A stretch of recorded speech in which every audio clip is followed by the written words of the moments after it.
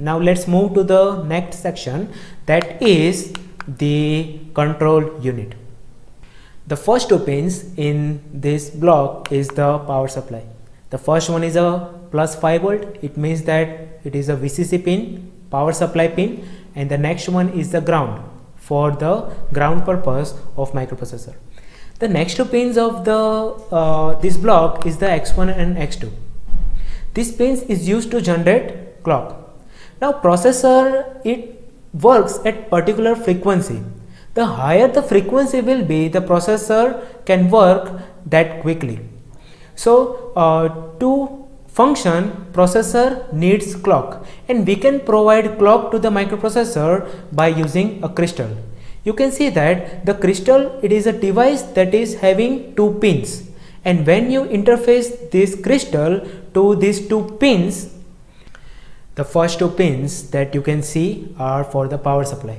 The first one is the plus 5 volt, which is also known as the VCC, and the next one is the ground, which is for the ground purpose of the microprocessor. The next pins are the X1 and X2. Using this pin, you can provide particular clock frequency to the microprocessor. Any microprocessor in the world requires clock frequency to operate. If you have heard somewhere your computer is having a microprocessor, it is working on a particular clock frequency, let's say 2 GHz, 3 GHz, like that. So every processor needs a clock frequency, and to provide the clock frequency, we have to use the device which is known as crystal. Crystal is used to generate particular frequency. Now you can see that the crystal is having two pins. These two pins can be interfaced to the X1 and X2 pin, and processor will get some clock frequency. Now always remember, the operating frequency of the microprocessor is divided by 2 of the crystal frequency. You can see that if we provide crystal frequency of 4 MHz, the processor will operate at 2 MHz. If you provide frequency crystal of 6 MHz, processor will work as 3 MHz. So the internal frequency or the working frequency of the microprocessor, it is divided by 2 of the crystal frequency. Now this internal frequency is available at clock out pin. You can see that this pin is an output pin. It means that this pin can be connected to any peripheral device, and because the internal frequency is available at this pin, the peripheral device can synchronize itself with the microprocessor, so there can be no data loss. The next pin is the ready pin. The ready pin is the input pin. So when any peripheral device is ready, it will inform the microprocessor by sending signal at this particular pin. So when processor receives signal at this pin, it will understand that the peripheral device is ready for the communication. The next pin is the control pin, which is read bar, write bar, and the ALE. Notice these pins are the output pin, and bar means these pins are active low. Using this pin, processor can read or write the peripheral devices or the memory.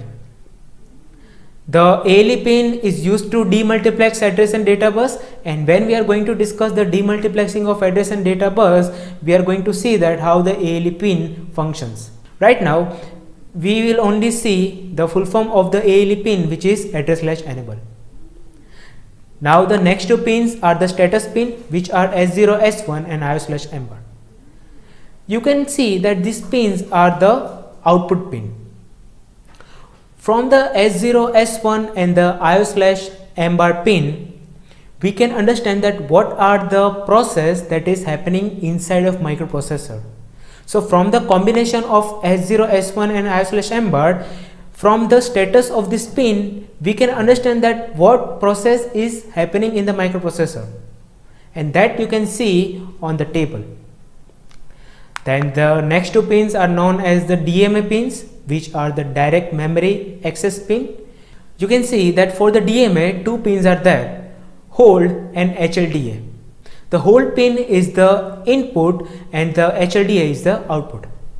So when these pins are used, when any peripheral device wants access of the system bus, what is system bus? It is a combination of address, data and control bus.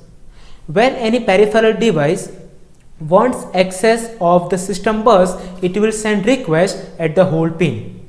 When processor receives request at the whole pin, it can grant the request by sending the acknowledgement, which is HLDA. If processor is not sending any acknowledgement, so peripheral device is going to think that the processor is busy and it cannot provide the system bus right now. The next two pins are the reset pin. You can see that the reset in and reset out. Reset in bar is the input pin and reset out is the output pin.